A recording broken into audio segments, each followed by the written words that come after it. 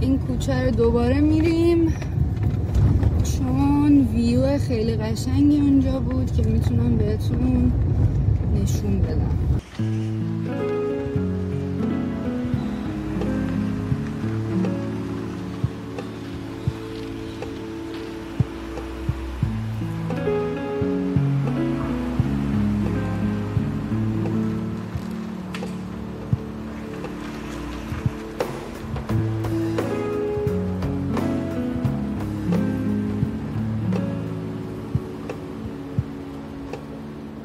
واقعیت چیه؟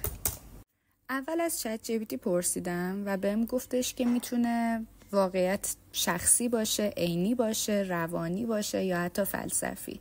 بعدش هم گفتش که ترکیبیه از اون چیزی که هست و اون چیزی که ما تجربه میکنیم. ولی حالا به نظر من واقعیت چیه؟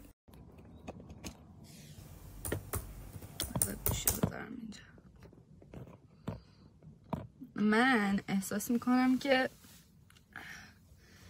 زیاد از حد لقمه بزرگتر از دهنمه که بخوام راجع به این مسائل حرف بزنم، ولی از اون جایی که قرار بودش که این پلیلیست آن فیلترد باشه و چیزای بدون در واقع فیلتر و شسته رفته و اینا رو بذارم، اومدم 2 مسئله رو بگم. بهتر شد که همینجا میذارم ولی خودم میرم عقب.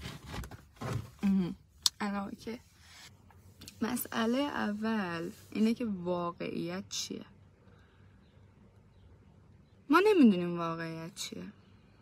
فکر نکنم هیچ فیلسوف و هیچ دانشمند و هیچ کسی باشه که تعریف خیلی ثابت و سلیسی از واقعیت داشته باشه، چون واقعیت هر کس با اون یکی میتونه زمین تا آسمون فرق داشته باشه. ولی به نظر من واقعیت و احساس واقعی، یعنی هر وقت دلتون تنگ شد خواستین که یه احساس واقعی رو تجربه کنید، اون چیزیه که در لحظه اتفاق میفته. به عنوان کسی که خیلی آدم هیجانی بودم و کماکان هنوز هستم و دارم سعی میکنم که نباشم، به نظرم واقعی ترین چیزها در لحظه اتفاق میفته. حالا بخواد خشم باشه، بخواد عشق باشه، بخواد مهربونی باشه، بدی باشه، ترس باشه، اون چیزی که در لحظه بروز میده آدم و ابرازش میکنه در واقع. واسه همینه شاید مثلا خیلی هم میگن که اون حرفایی که تو عصبانیت زده میشه مثلا خیلی از ته دل و واقعی و فلان و ایناست. آره دیگه، اون حرفایی که مثلا واسه کسی مثل من که مثلا کلا هیجانی بود همیشه یا مقدار خوبی احساسی بود و میگم هنوزم هستم، نمیتونم بگم نیستم، اون خوبی ها هم واقعیه. پس مثلا نمیشه گفت فقط اون بدیه، اون خشمه. آره، همه چیز، اون چیزی که در لحظه اتفاق میافته به نظرم واقعی ترین مدلشه. وگرنه چیزی که از قبل بهش فکر کنی، بیشتر آدم های منطقی این شکلی هست، مثلا بهش فکر کنی یا مثلا براش برنامه بریزی یا چیزهای این چنینی، واقعی دیگه نمیتونه باشه. نه اینکه مثلا بگم فیک ها، ولی ادیت شده است دیگه، پولیش خورده است، سانسور شده است، یه فکری پشتش بوده که البته که نه اونجوری همیشه صد خوبه، نه اینجوری، یعنی نه اینکه مثلا واسه همینه که میگن که باید سعی کنی بین منطق و احساس تعادل ایجاد کنی. رفتم کتاب خونه و گفتم دیگه میخوام فکر نشده بیام همینجوری حرف بزنم و اینا و قیافم و اینا. اصلا سعی کنین دقت نکنین. برق رفته بود 2 ساعت تو کتابخونه. صد خوب نیستش، نه مثلا اینکه 100 بدون فکر آدم کاری انجام بده، نه 100 اینکه همیشه فکر شده مثلا کاری رو آدم پیش ببره. من نظرم اینه. نمیگم مثلا باید همه همین کار کنن، ولی به نظر من یه جاهایی از زندگی آدم باید در لحظه بروز بده واقعا احساساتشو. یعنی تو دائما بخوای فکر کنی به همه چیز، خسته کننده است. خسته کننده از این جهت که یک نواخته، از این جهت که حوصله سربره به نظر من. حالا نظر همه محترم. در ویدیو بعدی الان میخوام بهتون یه ذره اینجا رو نشون بدم که چقدر خوشگله و این ویدیو رو اینجا به پایان برسونم. شاید هم به پایان نرسونم، نمیدونم. حالا ببینیم چی میشه دیگه. بیاین بریم. آیا تو برادر وافل هستی؟ ببینم خب صورت تو چرا فرار میکنی؟ هر کدی you go scratch.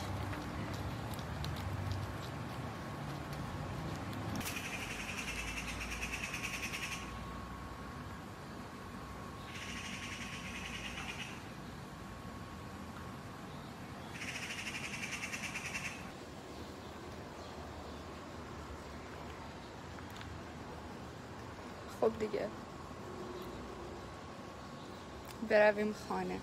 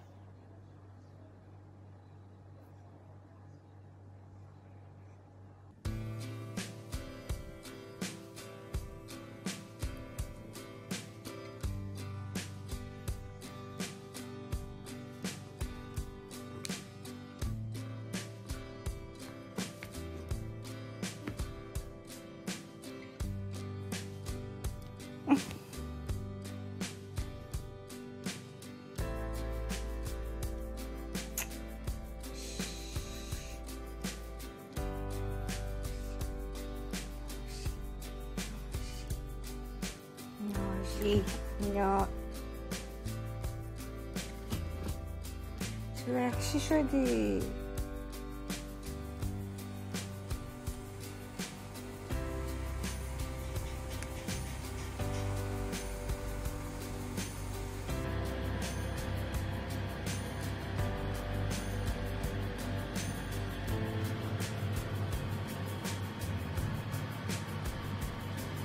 بچه به ویلای درویشی ما خوش آمدید. من زیاد این ورانور رو نمیندازم چون اونقدر جلوه زیبایی نداره، ولی کن اینجا رو هم حتی براتون نمیندازم که دارم چه غلطی میکنم. واسه خودم عود روشن کردم، گوزگوز. میخوام که مثلا تنهایی یه ذره چیل کنم. این یکی از کار زیبامه که خیلی دوستش دارم، کار چاپ دستی. بذارید من نوشیدنیمو بردارم برم تو حیاط، صحبت دارم باهاتون. خب بذارید ببینم چجوری ویو بهتره. یه لحظه. نوشیدنی. راستش تو دستشویی بودم، بعد داشتم به مسئله از دست دادن فکر میکردم. این لیوان مثلا برای یکی از عزیزترین آدمایی که اخیراً میشه گفت از دستش دادم. حالا از دست دادن حتما نباید مثلا فیزیکی باشه ها. از دست دادن مثلا ممکن تو دیگه اون آدم مثلا تو تایملاین زندگیت الان نباشه در کنارت. خیلی بالا منبر نشستم، راحت نیستم. یه دقیقه اجازه بده. آدم خاکی رو سر تهش رو بزنی خاکیه.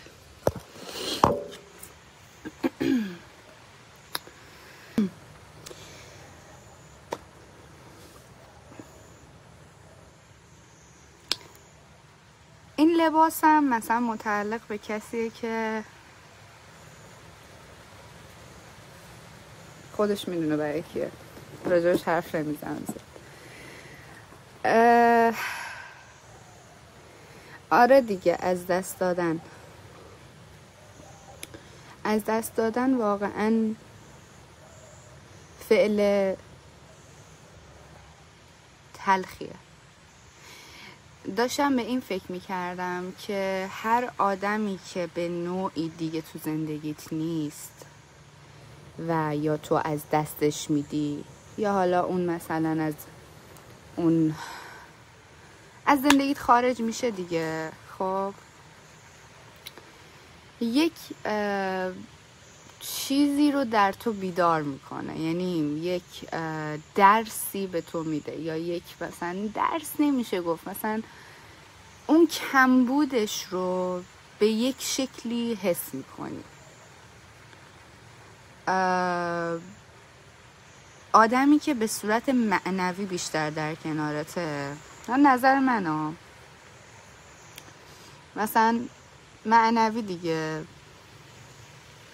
انگلیسیش چی میشد؟ spiritually، یعنی مثلا احساسی، یا خواستی مثلا با یکی حرف بزنی بود همیشه، یا مثلا یه سری کار رندوم یه هایی برات انجام میده یا چیزای این مدلی، انگار یک هیجانی، یک انگیزه، یک چیزی زندگیت از دست میده وقتی نباشه.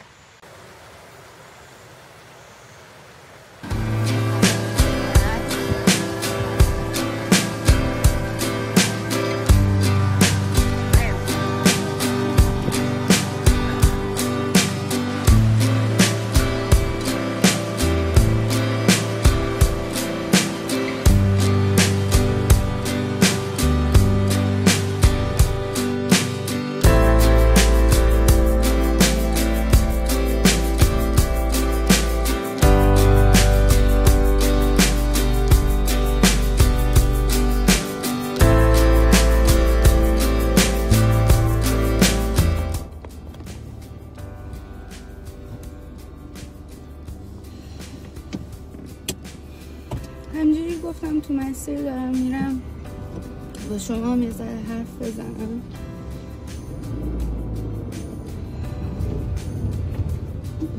به عنوان یک آدم اوورشیر، اگر قرار بود، یعنی خیلی دلم میخواست شبیه این بلاگرای عزیز بیام توی اینستاگرام، آره به عنوان یک آدم تمرکز ندارم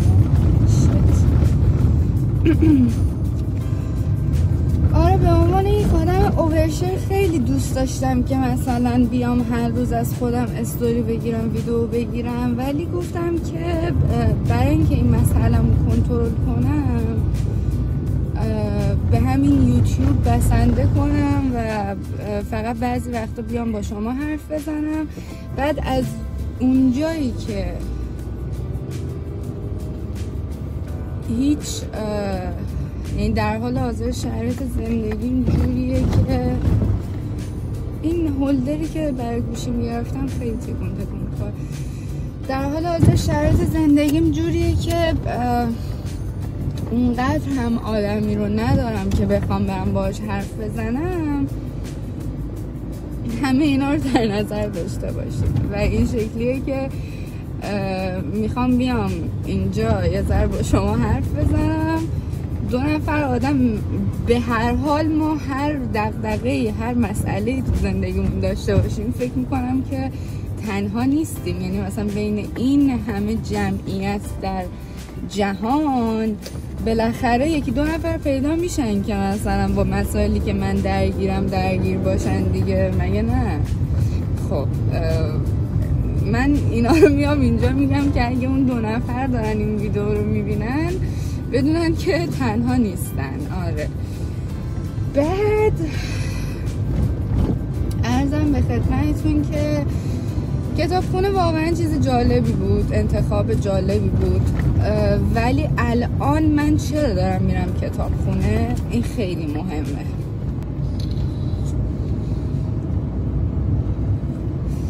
الان من دارم میرم کتابخونه به خاطر اینکه برای 3مین بار برای آیلتس بخونم.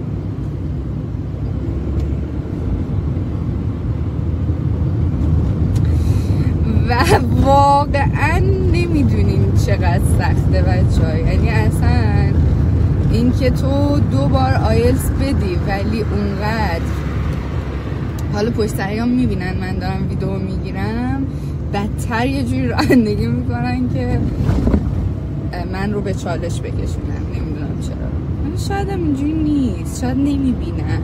واقعا در این حد الان ذهنم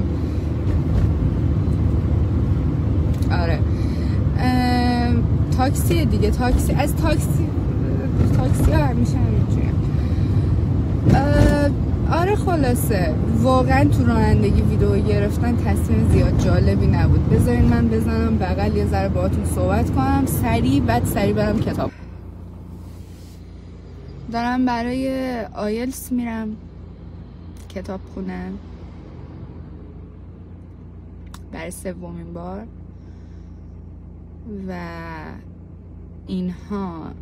حالا مثلا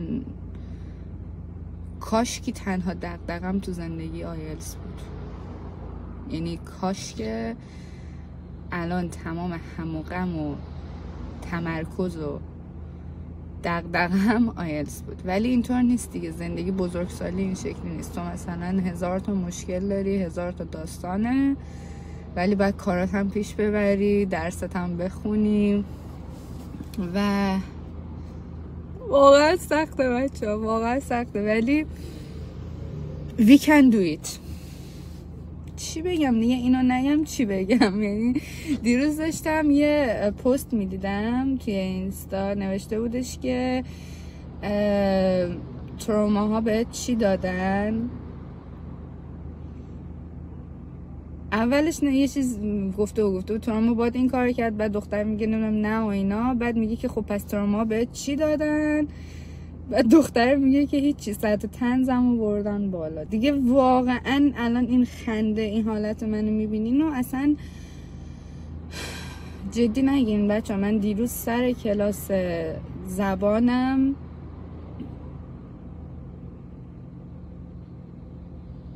یه جاهایش مثل همین چند ثانیه پیش تمرکزم رو از دست میدادم. یعنی اصلا ذهنم یهویی خاموش میشد و مثلا استاد دوباره تکرار میکرد که ببینه حواسم هست یا نه. و من هیچ وقت تو زندگیم این شکلی نبودم، اینقدر درگیر این مسائل نبودم ذهنی.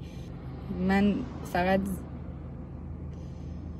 همیشه آدم دغدغه‌مندی بودم، همیشه مثلا اوورتینک میکردم، همیشه اینا رو داشتم، ولی الان مثلا تو اوجشم، چون چند ماه دیگه ممکنه مهاجرت کنم و تمام این فشارها رومه و این شکلی هم که خب اوکی من الان 10 ساله میخوام مهاجرت کنم و هنوز نشده، بعد مثلا این وضعیت جنگ و اینا هم هنوز قطعی نیست. یعنی تراپیستم راست میگه، هممون توی ابهامیم، هممون. پلیس از کنارم رد شد، چه جالب. طبیعیه. یعنی میخوام بگم که بچه پنیک نکنین. من الان بعد قطع کردن این ویدیو یه موزیک خیلی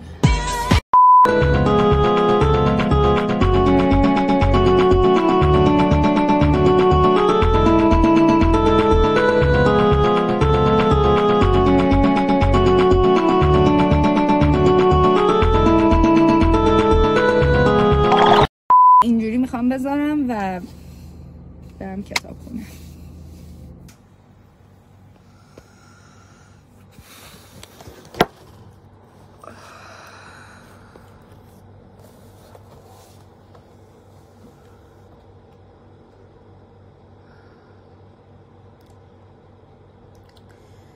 باید اعتراف کنم که سخته، واقعا سخته.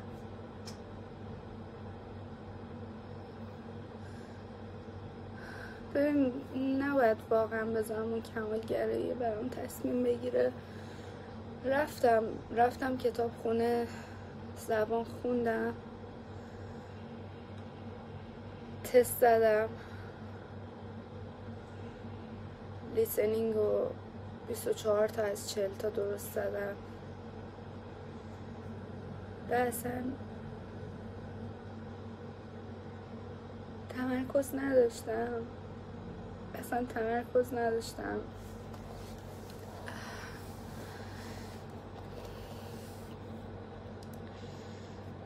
این حالت اضطراب و مود بدم در حدیه که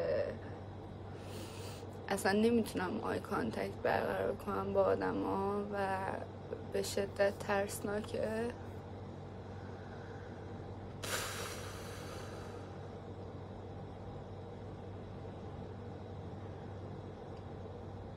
خیلی سخته. اون آهنگا تاثیر نداشت و کل مسیر برگشت رو داشتم آهنگ ترکی سنگین گوش میدادم.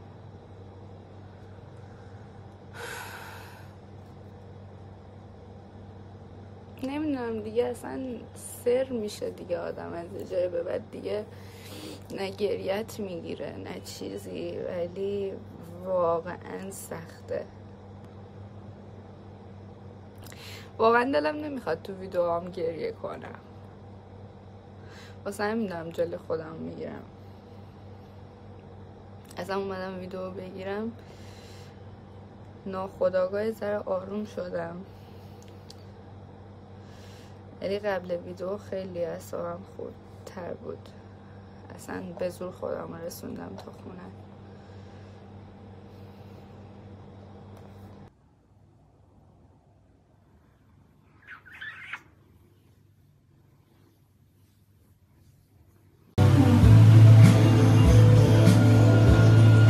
اسم چگونه یک اثر را از بازبینی بگذرانی، این واقعا بخش مهمیه. یعنی وقتی میخوای یه کاری کنی، به یه ایده ایمان داری و دلت میخواد انجامش بدی، هوش به سرانجام رسوندنش رو هم اساسا باید داشته باشی. من خاطرم هست که مثلا اگر این نمایشم بود، نمایشم رو اینجوری نذاشتم بگم که بفرمایید ببینید، واقعا نمیشد. چه مثلا ببین همینجوری مثلا با یه ایمان 1000 اگه انجامش بدم، مطمئنم 3 سال بعد صف میکشن دور تا سر میدون که بیان ناخونشون رو مثلا من درست کنم. لحظه درستیه و فرصت به نظرم بی‌نظیریه. من خودم عاشق زندگی کردم. اگه مثلا نمیدونم این سوال رو میپرسم اگه دست خودت بود دنیا میومدی، من همچنش گفتم قطعا دنیا میومدی. خیلی هم ممنون از پدر مادر عزیزم که بر اثر اتفاقی عشق من رو به دنیا آوردن و باعث شده من هم تجربه کنم. وعده ایست بعد از 2 قهر انتظار نام دستهایم را شانه گذاشتی برای میان وعده شنا در موها. چه روزه ها شکستم با میان وعده های تو و چه شبان روزهایی که شکستم استخوان به استخوان به ترک بوسه سیگار موهات و هیهات از موهات. یک لحظه صبر کن. باید برای چشمات و انیکات بخوانم و یقولون انه لمجنون. مجنون منم این روزها در میان وعده های جنون و ما هو الا ذکر للعالمین. مجنونم. مرا وعده دیداری بده در یک صبح به بوسیدن دستات و شانه شدن دستان.